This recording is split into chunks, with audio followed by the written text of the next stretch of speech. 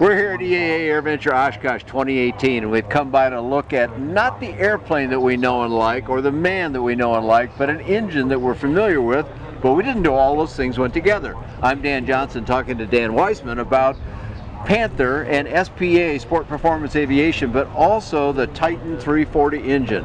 Tell me a little bit about your experience with this engine on your airplane. One of the very early builders expressed an interest in using the lightweight, we'll call it a Lycoming clone. We've used a lot of Lycoming products on Panthers.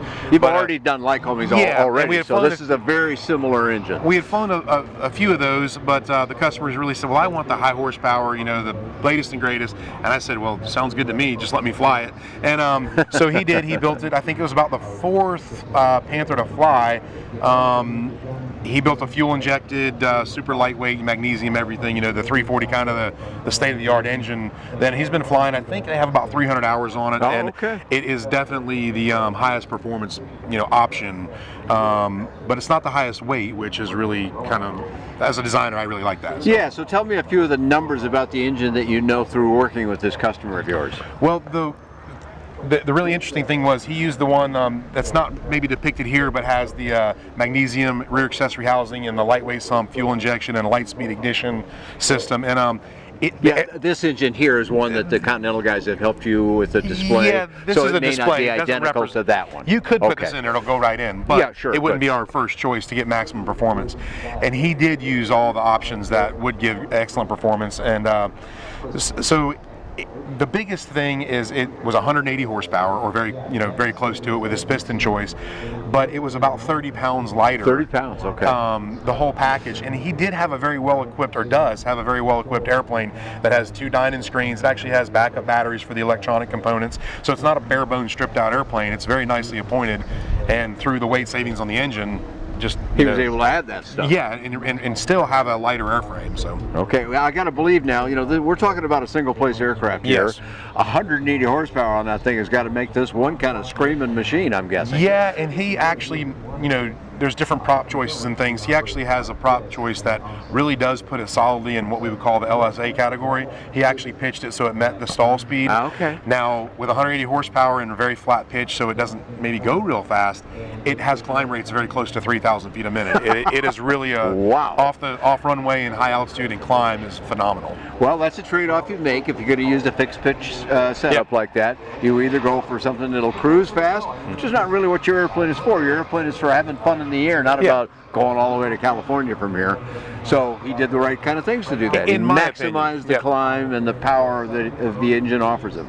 But many builders choose the other, you know, efficient cruise aspect. Maybe they're flying under basic med, and then you have an engine, an airplane that, you know, is really capable of 200 mile an hour true airspeed cruises, and if you combine that with almost 30 gallons of fuel, you know, you can go places. You can go somewhere. You know, 600 miles at a hop's not too bad. You know. Right. Well, that's good. So the airplane you make. Let's talk a little bit about the Panther for people that may not have seen those other videos. Give me kind of the quick review of the Panther line. The Panther is a single seat, easy to build, blind rivet construction. You know, low wing, big cockpit, folding wings. Sort of like, I mean, I hate to say it, but it's sort of like RV3 on steroids. You know, it's in that class, in that performance class. A little easier to build, definitely a much bigger cockpit, and a little different look, but you know, in that category. And made for enjoyment of aerobatics and other things? Yeah, stress for positive 6 Gs, negative 3, and just like the RV series. So the big thing we bring to the table is much quicker build times. Okay, well, and that's an important thing. So give me an estimate on that. We don't want to go totally into the airplane, but we have many guys that unpainted but flying are finishing airplanes in under 1,000 hours. I would say the average is probably maybe 1,100. Have guys as low as 850, and the 850 to 1,300 hour range, honest numbers flying is really common. Yeah, that's very good. So when you first started out, you were tail dragger only. That's not the case anymore, right? Right, and you did I think at Sun and Fun maybe a video on the tri-gear version was kind of our public debut. And so we do have, that's been a popular option probably since then. I think we've probably sold 4 or 5 kits in the last, well, really since the last Oshkosh, but the tri-gear version works out really well. And We can debate it all day long, but it well, sells that's airplanes. how almost everybody has been trained in the last, I don't know, 3 or 4 or 5 decades. Yep. They just don't have tail dragger experience, and they're uncertain about it. And if you're uncertain, well, maybe you should choose the other thing. Yeah, and as soon as the wheels are off the ground, you don't know the difference. So Right. it's the same airplane. So. All right, great stuff. Well, a lot of information there, Dan, about the engine, the Titan 340 engine on your aircraft. That's great. We love that. We like your airplane.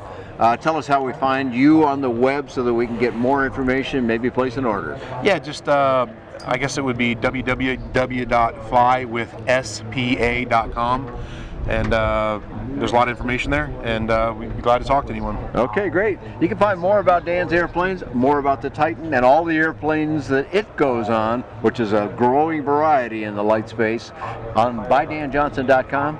Thanks for joining Dan and myself here at AirVenture Oshkosh.